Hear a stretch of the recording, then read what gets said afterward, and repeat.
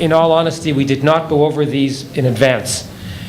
What have you personally taught your children about Jews, the Jewish people, and their right for Jews to live in a Jewish state in Israel?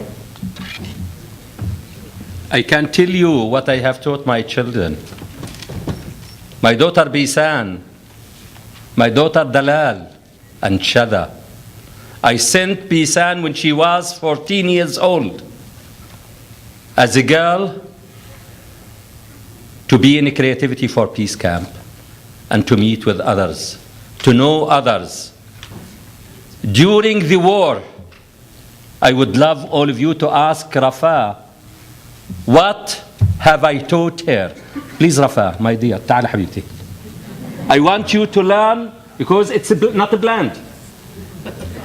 What do you know? What do you know in Hebrew? ايش بتعرفي بالعبري؟ ايش اللي بتعرفيه بالعبري الكلمة؟ الكلمة احكيها. What do you know in Hebrew? That's what I want you all to know, and I hope all of us to live here to learn and to teach our children the same. اطلع حبيبتي. اللي علمتك اياه احكيها احكيها احكيها احكيها ايش اللي علمتك اياه؟ احكيها حبيبتي. What؟ احكي ايش اللي علمتك اياه؟ ايش؟ احكي احكي احكي. وشلونك؟ وإيش كمان؟ الكلمة الثانية؟ أني احكي احكي because she is shy to say that. أني أحبك. That's what I have taught her. During the war, that's what I have taught my children. I hope all of us to taught our children to love each other and to like for other children what do like for our children.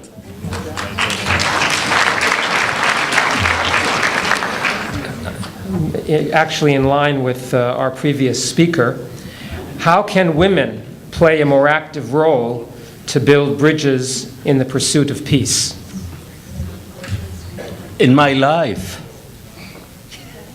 I fully believe in the potential of women. I succeeded to achieve what I have achieved from teeming poverty. But as I said, for Palestinians, they have to dream. But to fulfill their dreams, they must work hard. My daughters now, they can plan because they have their father who is a doctor. And he has the abilities. But I dreamed and worked hard to fulfill that. I am in debt to my mother, my wife, and my daughters. And I think women can make a positive difference. Give me 5 women behind war, but you can find hundreds of men. So, an educated and healthy and enlightened woman will raise educated, healthy children, husband, family, community, and nation. And it's time for women to take the lead. We don't want to speak about women's status, but women's role, and I am sure it will be a positive one.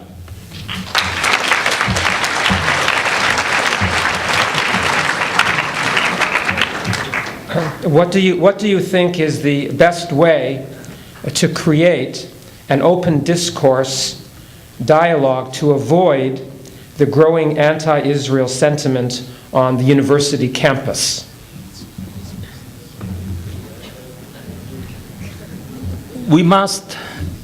I am a physician, and we must take history to reach a diagnosis, not to deal with things superficially.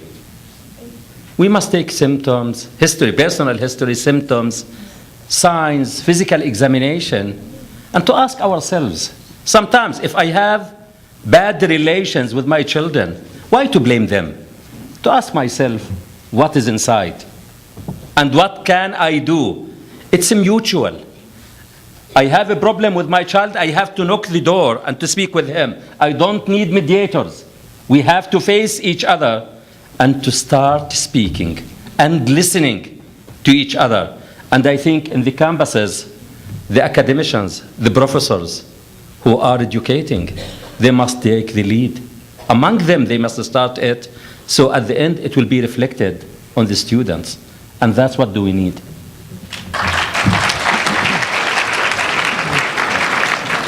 Keeping in line with the theme of dialogue, how do you create dialogue and peace talks when the Palestinians themselves are split between two different leaders and who refuse dialogue?